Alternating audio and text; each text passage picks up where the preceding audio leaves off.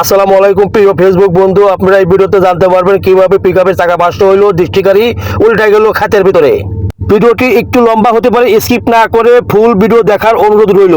আমি সারাদিন ডিউটি করে ঘুমিয়ে পড়েছিলাম, হঠাৎ করে বসের ছেলে রাহাত আমাকে ফোন দিল, মামা তাড়াতাড়ি ওঠো, আমার শাশুড়ি অসুস্থ। আমার চোখে প্রচুর ঘুম ছিল, ফোন পাওয়া মাত্র তাড়াতাড়ি কাপড় চোপড় পরে গাড়ির সামনে এসে গাড়ি স্টার্ট দিয়ে রেডি করে ফেললাম গাড়ি। আমি গাড়ি স্টার্ট দিয়ে গড়ির দিকে তাকিয়ে দেখি রাত 2টা বাজে। ততক্ষণে আমার ভিতরে একটি ভয় কাজ করলো। এক সপ্তাহ আগে এই বাসার ভিতরে সাদা কাপড় পরা আমার পিছনে কি জন্য দেখেছিলাম, কিন্তু এরকম জিনিস আমাকে কোনোদিনও কোনো ক্ষতি করতে পারবে না, কারণ আমার ভিতরে আল্লাহ এবং আল্লাহ রাসূলের ভালোবাসা আছে। এই চিন্তা করতে করতে আমার মামা ঘর থেকে বাইরে আসলো, আমার কাকু গেট খোলায় ব্যস্ত হয়ে গেল। আমার মনের ভিতরে দুর্দান্ত সাহস বেড়ে গেল।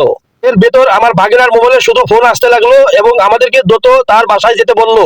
রোগী অনেক সিরিয়াস, তাকে তাড়াতাড়ি হাসপাতালে নিয়ে যেতে হবে।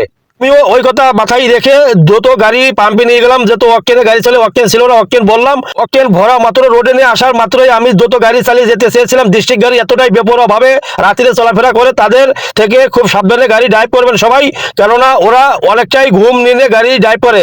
আমি তারপরে রিস্ক নিয়ে উল্টা দিক দিকে এসে আমার ওই যে বাসায় যাব ওই বাসার রাস্তা আমি ধরলাম। আমি আমাদের বাসা থেকে বের হওয়ার সময় চিন্তায় ছিলাম, যেহেতু রুগী অনেক সিরিয়াস, আমাকে শর্টকাট রাস্তা বেছে নিয়ে যেতে হবে। তো উল্টা পিলে যাওয়ার সময় একটি কাঁচা বাজার আছে, ওইখানে জ্যাম পড়ে যায়, অনেক সময় 1-2 ঘন্টা লেগে যায়। তো আমি ওই কাঁচা বাজার সামনে দিয়ে যখন গেলাম, আলহামদুলিল্লাহ অনেক সহজভাবে ওখান থেকে আমি পার হয়ে গেলাম। ওই বাসার কাছাকাছি যখন গেলাম, চারকোনা অন্ধকার, ভূতের একটা ভয় আগে থেকেই আছে। আর আপনারা তো জানেন আল্লাহ রাসূল আমার সাথে আছে, ভূত আমার কিছু করতে পারবে না। কিন্তু এখানে কিছুদিন আগে ডাকাতি হয়েছে, তো ওই ডাকাত যদি আমাদের কিছু করে, তারপরেও আল্লাহকে ডাকলাম, আল্লাহ আমার ভিতরে সাহস জুগিয়ে দিল। আমার মামার ভিতরে প্রচুর পরিমাণে সাহস, ওই সাহস নিয়ে আমরা সামনে এগোতে থাকলাম। সুবহানাল্লাহ। আমরা তাদের বাসায় চলে এসেছি।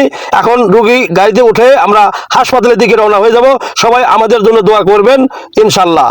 আপনারা দেখেন চারকোনা শুধু অন্ধকার আর অন্ধকার। আমি দ্রুত গতিতে হাসপাতালে চলে আসলাম, চলে আসিয়া ভিতরে রুগী নিয়ে গেল। আমি বাইরে দাঁড়া চিন্তা করলাম একটা ভিডিও করি। তো আমি ভিডিওটা সুন্দরভাবে করে নিলাম। তো আলহামদুলিল্লাহ অনেক ভালো লাগতেছিল, সবাই আমাদের সাথে আছেন, আলহামদুলিল্লাহ আমার ভালো লাগতেছে। এই দেখেন চোখের ভিতরে ঘুম, আমার চোখের ভিতরে হালকা ঘুমের একটা ছাপ চলে আসছিল। এই দেখেন রাত্রি 3:13 বাজে। ভাই আমার বাড়ি পাবনা, নাই কোনো ভাবনা থাকে। আমি মাওনা, দীর্ঘদিন মাওনা থাকার কারণে ভাষাটা কিছুটা একটু মিক্সচার মেশিনের মতন হয়ে গেছে।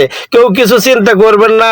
এই দেখেন 3:56 বাজে আমরা এই রুগীর বাসায় আসলাম, নামাই দিলাম।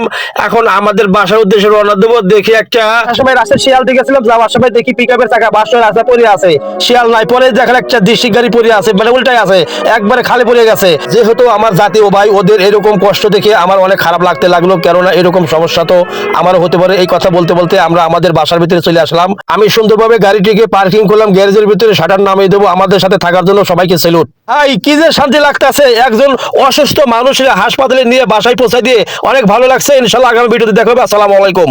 এটাই বাস্তব। I love you.